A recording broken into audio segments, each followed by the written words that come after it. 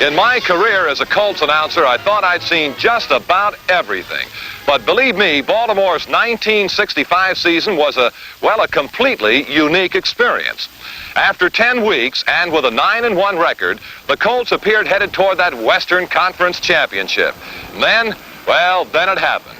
First John Unitas, then Gary Quazzo, both injured, sidelined, out for the season.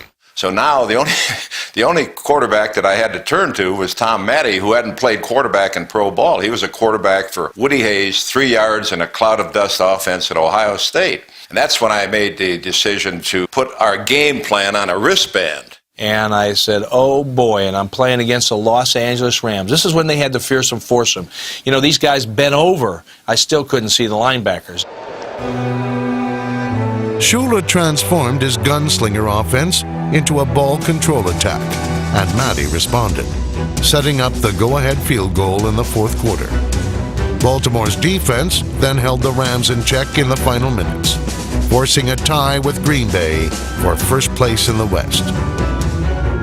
Bottom line of it is, I think it's Don Shula's finest hour as a coach, and our defense just, they put it up several notches, and so the game plan worked pretty well.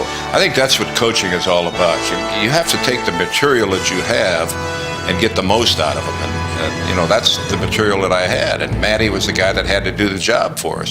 The Colts used Christmas week to prepare Matty for the Packers in a conference playoff game and taped the same cheat sheet to his wrist. Our whole objective going into the ball game was to somehow, some way make a first down. And then if we made that first down, some way, somehow make another first down so that the defense wouldn't have to be on the field the entire ball game.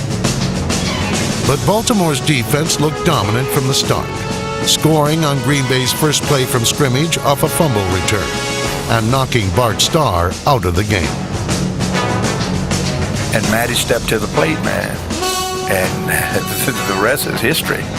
Because they did everything knowing the position we was in. They did a lot of hollering, a lot of screaming. We're going to get you, we're going to kick you, you know, so-and-so and whatever, you know.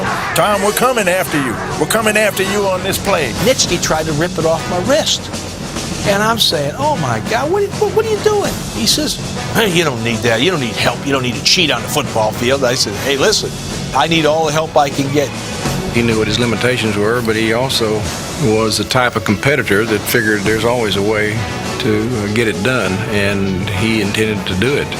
Matty led the Colts to a second quarter field goal, but the Packers tied it in the fourth with 3 controversial points and 1 in overtime. There's no question that the field goal wasn't good.